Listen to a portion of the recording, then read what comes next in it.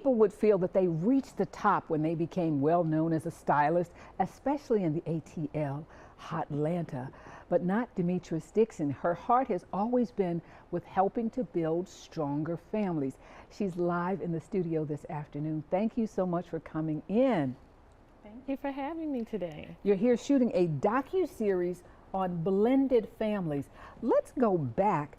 When did you know you had the heart for keeping families together? And then we'll get to the docu-series. Okay, I think I was born with that, and I was raised with that heart. My mom, she just raised us that way. Is that your mom? Yes. She's in the studio with her.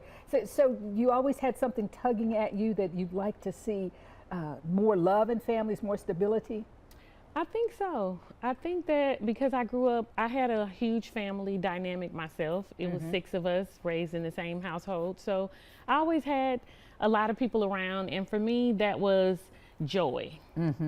Okay, so that brings us to the docu-series. Then I'll get to your work, because you work with young people in Atlanta, but why are you here in Columbus? Okay, so I'm here in Columbus because I'm a native of Columbus, Georgia. Oh, okay, yes. Excellent. My parents are still living here as we speak right now, and I chose my city to film a portion of my story because it's my life. So I came back home to film some of this docu-series in Columbus, Georgia, just based off of what I live with my parents. So tell us a little bit about your story. Were there the highs and lows, or what do you want to get across?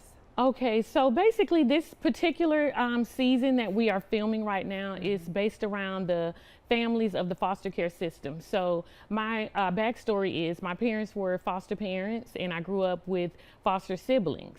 Now we are all adults, and sometimes it's nice to go back and see what are they doing now. A lot of people are not aware of, you know, the changes that are going on in the foster care system and what, you know, where the youth are now as adults. So my goal was to not only highlight what my parents have done, but what agencies across the state have done, caseworkers, anybody who has played a part in any foster child's life, to make sure that we shine a light on that. Now, I have a couple of pictures. We have about a minute left here. Let's show the pictures. You also have regular events, and you go out, and what do you do? How do you encourage youth and families to stay together? Through my nonprofit organization, I have a 501c3 nonprofit, and we service families in foster care and outside of foster care as well. But my biggest heart space is with kids in foster care.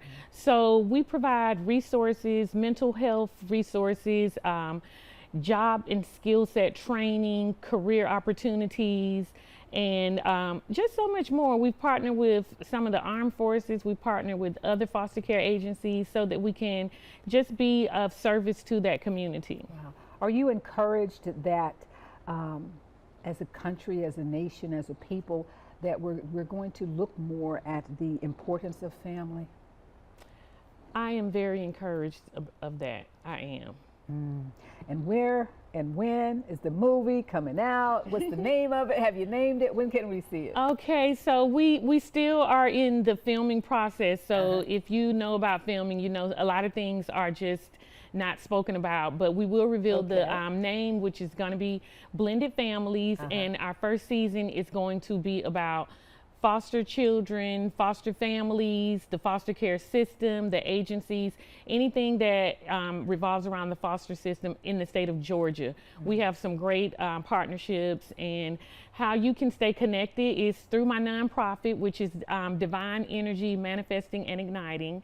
But my website is www.demigirlinc.org, and we are accepting donations because year round we are always you need help. Giving to the foster community. Well, thank you so much for being with us. It has been a pleasure. What a day on Midday. And I want